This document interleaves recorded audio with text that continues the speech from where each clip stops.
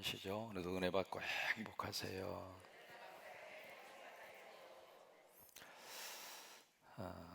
우리 에레미야를 가리켜서 우리 몇 가지 이렇게 트레이드 마크가 있습니다. 첫째로 기억하는 것은 눈물의 선지자.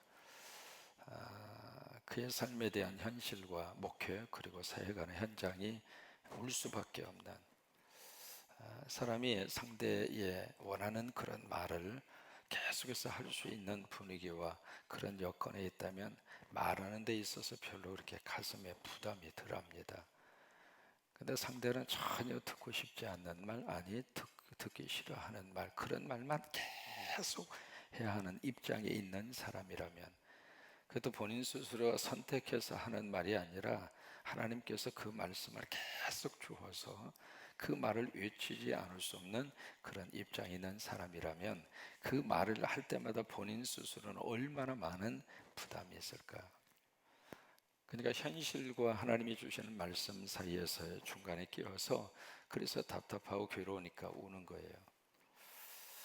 또 하나, 이 에레미야 선지자의 트레이드 마크가 있습니다. 그것은 바로 고난입니다. 성경에 많은 선지자들이 쭉 기록이 되어 있습니다만은 에레미야처럼 그렇게 고난 많이 받은 선지자가 없습니다. 감옥에도 그렇게 끌려가고, 나중에는 애국까지 이렇게 끌려가서 엄청난 고통을 당하고, 죽이려고 덤벼드는 사람이 한두 사람이 아니었습니다. 사람은 사실을 지적받으면 인정하고 받아들이는 것보다도 사실을 지적한 사람을 없애버리려고 하는 게 사람의 심성이에요. 자신이 가지고 있는 잘못된 그 부분이 지적당하는 것을 좋아하는 사람이 없습니다. 그냥 이렇게 포장해 주기를 바라고, 기분 좋은 말 해주기를 바라고, 그게 거의 대부분 사람이에요. 여러분, 애들도 똑같습니다. 그러니까 잘못을 자꾸 지적하면은 막 성질 부리는 거예요. 그러다 보니까 이 예레미야 입장으로서는, 본인 입장으로서는 하기가 싫은 거죠. 근데 하나님이 하게 하시니까, 그래서 이제 그 일을 할 수밖에 없는데, 그러다 보니까 고난도 많이 당하고, 그 다음에 죽이려고 하는 그런 적대 세력들이 그렇게 많았고, 또 세 번째는 에레미야 시대에 뭐가 그렇게 가슴 아프게 했는가? 거짓 선지자들이 그렇게 주변에 많았습니다. 오늘 성경은 바로 이제 그 부분을 다루고 있거든요. 여기에 9절에 보시면 말씀을 그렇게 시작합니다. 선지자들에 대한 말씀이다. 이 선지자, 예언자 같은 그런 뜻을 가지고 있잖아요. 근데 여기 선지자는 누구냐면 거짓 선지자입니다. 가짜들이에요. 지금 참 선지자가 아니고 가짜 선지자. 요즘 우리 식으로 말하면 가짜 목사, 거짓된 목사, 거기에 대한 하나님의 말씀인데, 여기 이제 9절에 에레미야가 막 탄식을 합니다. 어느 정도 탄식을 하는가? 내 마음이 상하고, 마음이 완전히 흐물흐물해질 정도로 그렇게 상하고, 내 모든 뼈가 팍 떨리며 마치 술에 취한 사람처럼 내가 비틀거리고 있다, 이 말이에요. 그 이유는 9절에 보시면 하나님과 그 거룩한 말씀 때문이라.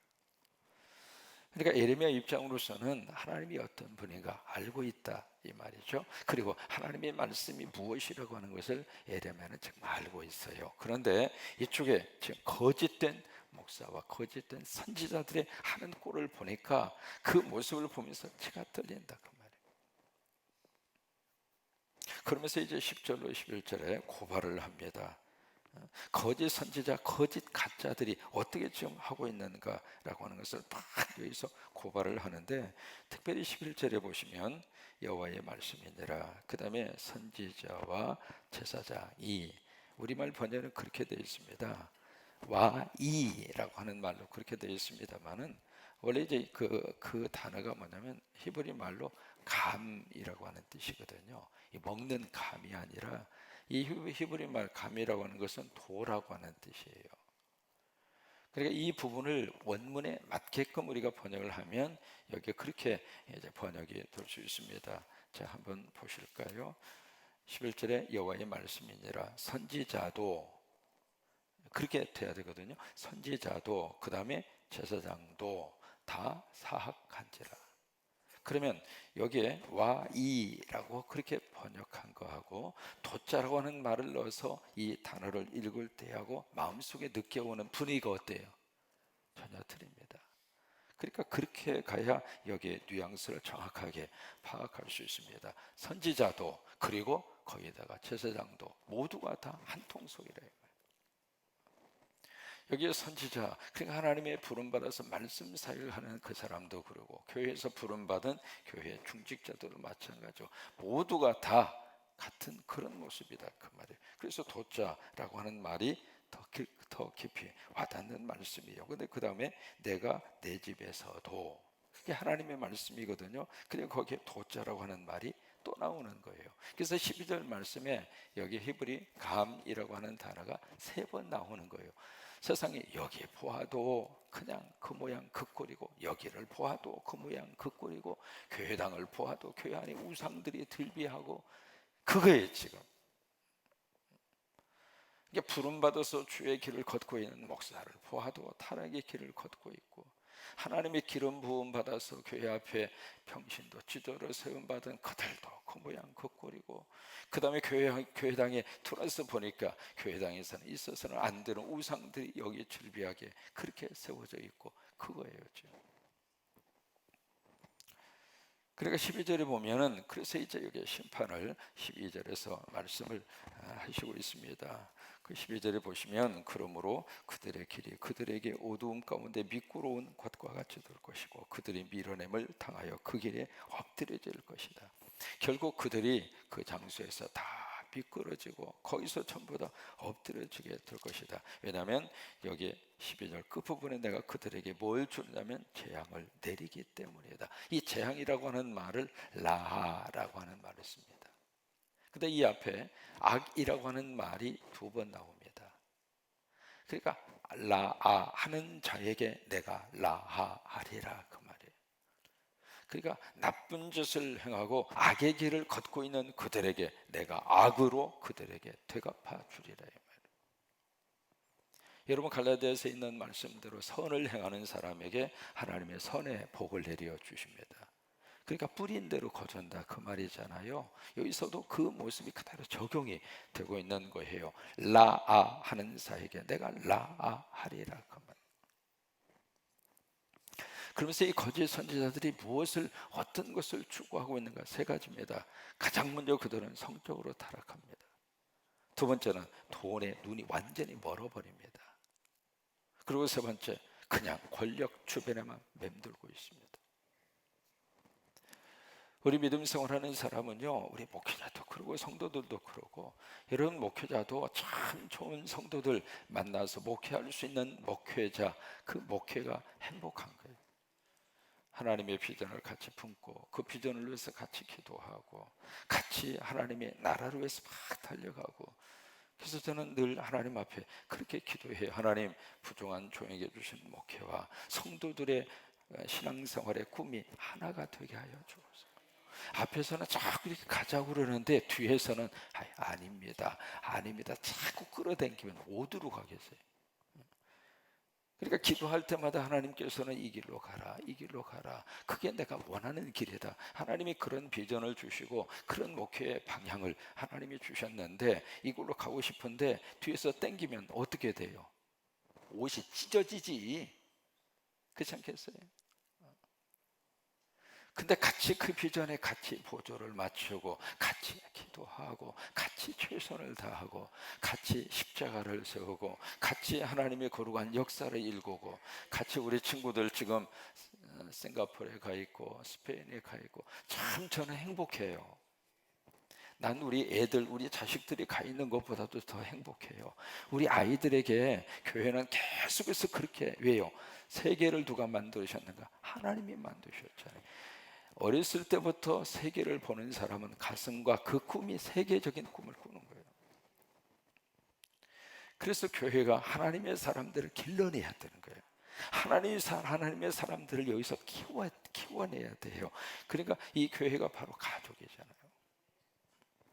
어제도 우리 사교구 마지막 대신방을 끝냈습니다마는 우리 2분의 장로님 끝까지 함께 하셔서 가족이니까 그렇게 다 같이 사업 뒤로 해놓고 같이 신방하면서, 힘들고 어려울 때는 같이 울고 기도 제목 있을 때는 같이 기도하고,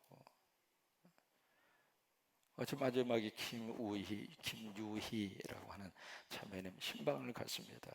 군산의료원의 호스피스에 지금 입원해 계시더라고요. 그분이 작년에 우리 교회 새 가족으로 오셨어요. 새 가족으로 오셨는데 이분이 난소와 암을 이렇게 치료를 받으시다가 그게 이제 폐까지 전이가 돼서 지금 이제 완전히 시한부 인생을 그렇게 살고 계세요. 자녀가 둘이 있는데 한 자녀는 태어날 때부터 선천성 심장에 문제를 가지고 태어난 거예요. 장이후 아이가 하나 있고 지금 13살 먹었고, 그 다음에 밑에 아이는 정상인데 11살 먹은 아이가 있거든요. 장로님들하고 같이 이제 가서 이렇게 호스피스에 들어가서, 여러분 호스피스라고 하는 병동 자체가 그런 곳이잖아요. 들어서 이렇게 보니까 몸 전체가 이제 완전히 퍼질 대로 다 퍼져버려요. 같이 위해서 기도하는데, 목사로서는 기적을 하나님이 주셔서 치유해 주세요. 그 기도보다도 이번에 영적으로 우리 천국의 소망을 가지고 믿음으로 이번에 서 있어야 되는데, 그게 가장 염려스러운 거예요. 사람이 아무리 노력해도 안 되는 현실이 있습니다. 그건 내가 수용하고 받아들일 수밖에 없어요. 그거 부정한다고 해서 없어지는 것도 아니거든요. 그러니까 그 단계가 되면 뭔가 하나님의 뜻이 있다, 뭔가 하나님의 역사하심이 있다, 신앙적으로 딱 정리를 해서 그것을 믿음으로 받아들여야, 그래야 마지막에 신앙적으로 흔들리지 않고 천국의 소망을 가지고 이길 수 있거든요. 그러니까 목사 입장으로서는 그게 가장 마음속에 기도하는 제목이에요. 다행히 이 자매가 믿음 흔들리지 않고 그 상황 속에서 하나님 꼭 붙잡고,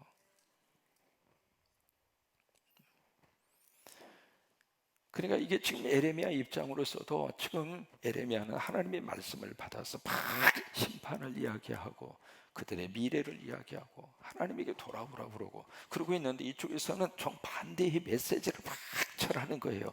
별일이 없다, 하나님께서 복 주신다, 하나님께서 평화롭게 만들어 주신다, 아무 일이 없다.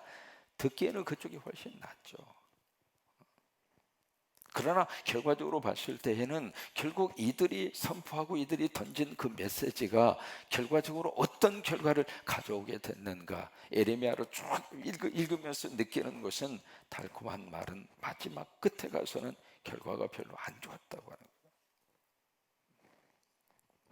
그래서 이 거짓 선지자들이 결과적으로 뭘 추구하는가? 첫째로 성적으로 타락하는, 간음하고 가장 성적으로 문란한 생활을 하고, 두 번째는 그냥 돈만 밝히는 거예요. 그 다음에 세 번째는 그냥 권력을 추구하는 거예요. 권력의 주변에 막 맴돌면서, 여러분이 우리가 신앙생활 하면서도 그것을 잘 분별할 수 있는 지혜도 필요합니다. 저 양반이 진짜인가 가짜인가 한 번 정도 이렇게 노크를 해볼 필요가 있습니다. 제가 진짜인지 가짜인지 한 번씩 두들겨 보세요. 물어보세요, 저한테. 당신 진짜예요? 가짜예요? 왜? 나도 여러분들에게 한 번씩 묻고 싶거든. 장로님 진짜예요? 가짜예요? 권사님 진짜예요? 가짜예요? 안수집사님 진짜예요? 가짜예요? 성광교회 교인 진짜예요? 가짜예요? 나도 묻고 싶거든. 여러분도 나한테 물으라고. 지나가다가 목사님 진짜예요? 가짜예요? 물어보라고. 시작.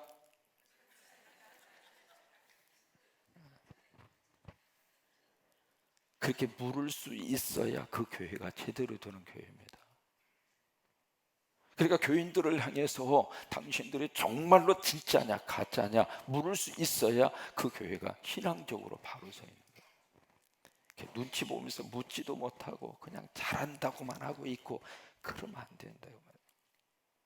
어느 분이 이제 등록을 하시는데, 미국에 있을 때예요. 등록하시는데 이분이 이렇게 세 가족을 이렇게 오셔서 몇 번 참석하는데 등록을 잘 안 하셔서 어떻게 전화번호를 알아가지고 전화를 했어요. 했더니 거의 1시간 이상을 나한테 인터뷰를 하더라고.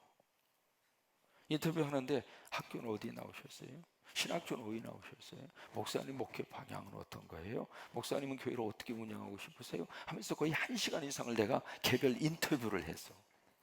개별 인터뷰를 하고 이분이 마지막에 목사님 죄송해요 이렇게 꼬치꼬치 하면서 내 그때 그랬어요. 그렇게 하셔야 됩니다.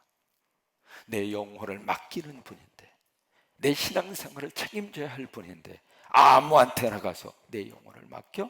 아니에요.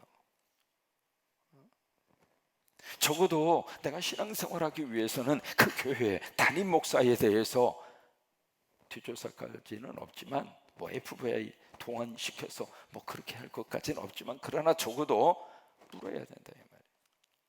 저분이 어떤 목회의 방향을 가지고 저분이 제대로 목사 안수를 받은 사람인가, 아니면 어느 날 갑자기 자기 스스로가, 요즘에는 자기 스스로 안수해가지고 목사 된 사람도 있어. 별 사람 다 있어요. 그러니까 물어야 된다고. 목사님 진짜예요 가짜예요? 시작. 나도 여러분들에게 물을 토이니까 여러분도 물으세요. 차 목사님 당신 진짜요 가짜요? 그러니까 서로 물으면서, 이게 가짜 속에 우리가 속아서는 안 되잖아요. 가짜 어떤 그런 탈을 쓰고 온 사람들에게 우리가 내 영혼을 맡기고 내 소중한 물질을 맡기고 내 정성을 맡기고 그러면 안 되잖아요. 나중에 가서 아유 내가 몰랐네, 내가 그때 속았네, 그 얼마나 가슴 아프고 절박합니까? 그러면 안 되거든요. 그래서 지금 가짜가 판치고 있는 이 세상에서 지금 예레미야는 그 가짜들, 그러면서 여기에 참 기가 막힌 이야기 합니다. 여러분 잘 안 들어본 말을 여기서 하고 있거든요. 소드라고 하는 말을 하는데, 소드라고 하는 말 잘 안 들어보는 말이에요. 이 예레미야만 나오는 말씀인데 18절에 보시면, 18절에 여기에 그 소드라고 하는 그 단어가 여기서 찾아볼 수 있습니다. 우리말에는 소드라고 하는 말이 없고 18절 누가 여호와의 회의라고 하는 천상회의를, 천상회의, 하늘나라에서 회의가 이루어진단 말이에요. 그 여호와의 회의라 그렇게 이야기하고 있고, 이것을 히브리 말로 소드라고 하는 말을 쓰는 거예요. 그러니까 뭐냐면 누가 여호와의 회의에 참여해서 그 말을 알아들었으며 누가 귀를 기울여 그 말을 들었느냐. 무슨 얘기냐면 진정한 참 선지자라면 하나님의 회의에 참여를 해서 하나님이 하시고자 하는 말씀을 들어가지고 그 말씀을 가지고 와서 증거했을 거라 그 말이에요. 근데 거짓 선지자들은 그 천상회의, 소드라고 하는 그 회의에 참석도 안 했으면서 마치 참석한 것처럼 거짓말을 갖다가 이야기하더라 이 말이에요.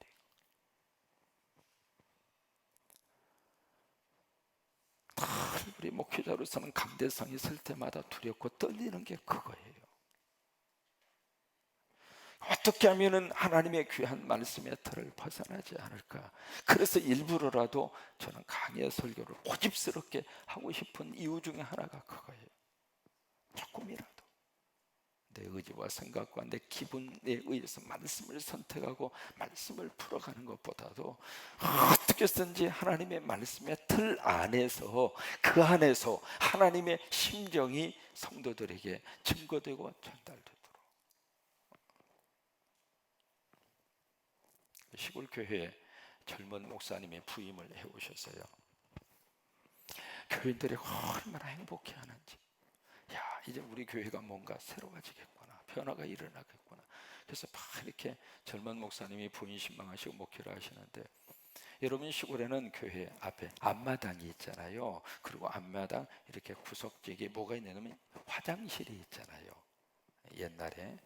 그래서 이제 그 앞마당에서 동네 아이들이 막 이렇게 뛰놀다가 갑자기 급하니까 구석에 있는 화장실 문을 노크도 안 하고 확 하고 여는 거예요. 열었는데 보니까 거기에 누가 이렇게 앉아 있어. 앉아 있는데 보니까 거기서 연기가 나온 거예요. 보고 이렇게 딱 보니까 밖에 있는 아이도 놀래고 안에 계시는 분도 놀래고. 왜냐하면 안에 앉아 있는 양반이 그 교회 담임 목사요. 불 떼고 있다가 들킨 거예요. 그래가지고 그게 갑자기 소문이 쫙 하고 퍼진 거예요. 퍼지니까 교인들이 막 긴급 제적회가 모여가지고 도대체 이런 목사, 싹군 목사, 어떻게 다 우리 교회에 이런 목사를 모셨느냐고. 그래서 이제 교회가 막 난리가 난 겁니다. 난리가 나서 당장 쫓아내자고. 도대체 이런 목사, 우리 담임 목사는 인정할 수 없다고. 그래가지고 이제 막 재직회에서 막 교인들이 막 들고 일어나기 시작하는데, 그래서 거의 분위기가 그런 분위기예요. 당장이라도 보따리 싸서 보내자. 인정할 수 없다. 이제 그런 분위기인데 거의 끝나갈 즈음에 아무 말 안 하고 계시던 그 교회에 뭔가 큰 헌신과 역할을 하시는 장로님이 일어나신 거예요.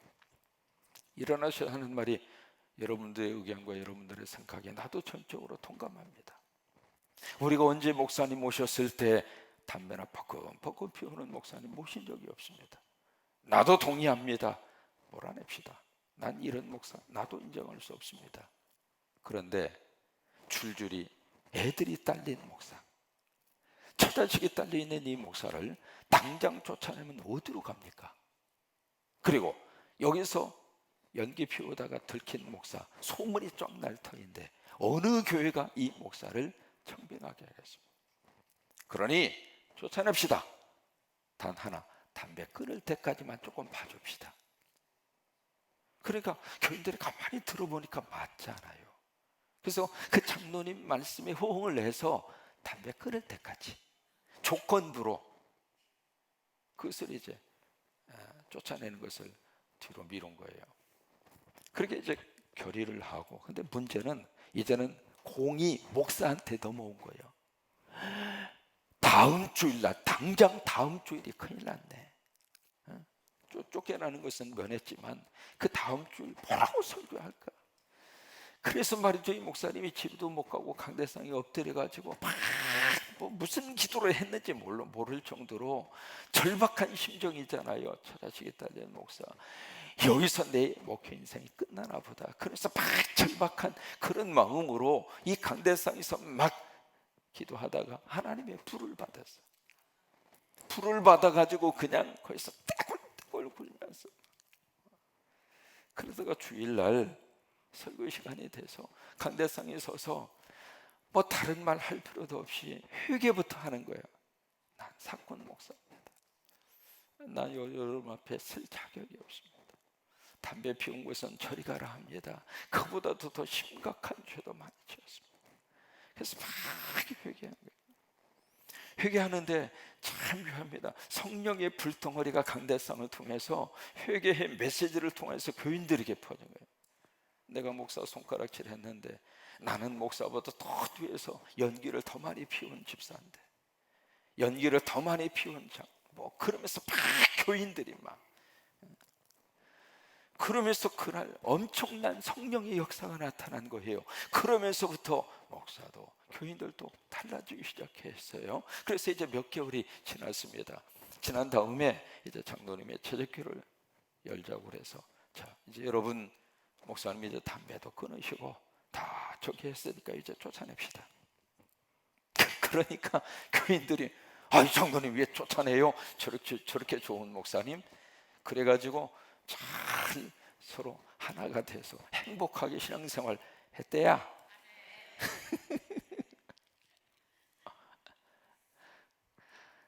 여러분, 목사도 하나님 앞에서 가짜가 되면 안 되고, 교인들도 하나님 앞에서 가짜가 되면 안 되고, 진짜 목사, 진짜 성도로 그렇게 하나님 앞에 설 수 있는 저와 여러분이 되기를 주의 이름으로 축원합니다.